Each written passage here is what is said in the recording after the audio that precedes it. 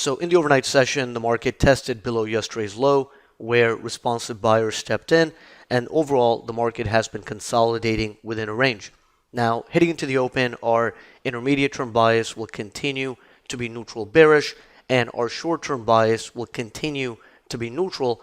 And how the market behaves at the 38.83.5 to 89.5 initial support, as well as the 39.15 quarter to 23 quarter initial resistance, will help us determine the bias on the day.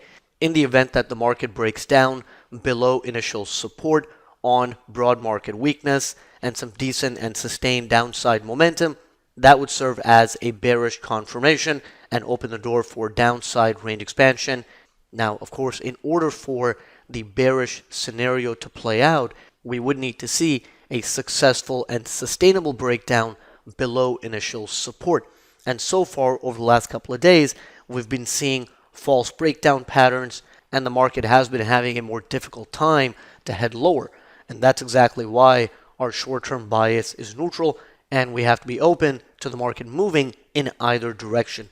On the upside, we have pre-market resistance at 39.08 to 12, followed by the initial resistance zone, and a successful breakout above initial resistance would be an intraday bullish indication, which can result in upside range expansion into 39.75 to 48 quarter, as well as 39.56 quarter to 63 quarter, and on the upside, that 39.56 quarter to 63 quarter is a bias confirming zone, and a break and hold above that area would serve as an intraday bullish confirmation and could then lead to a test of the resistance areas above.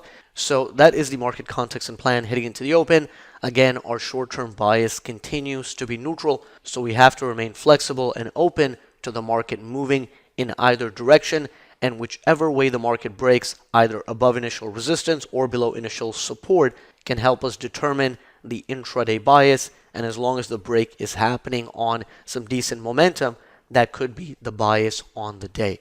So that is the market context and plan heading into the open. Let's see how the real-time situation shapes up and how the market behaves at the pre-market and initial support, as well as the pre-market and initial resistance zone. That's going to help set the bias and tone early in the session, and we'll take it from there.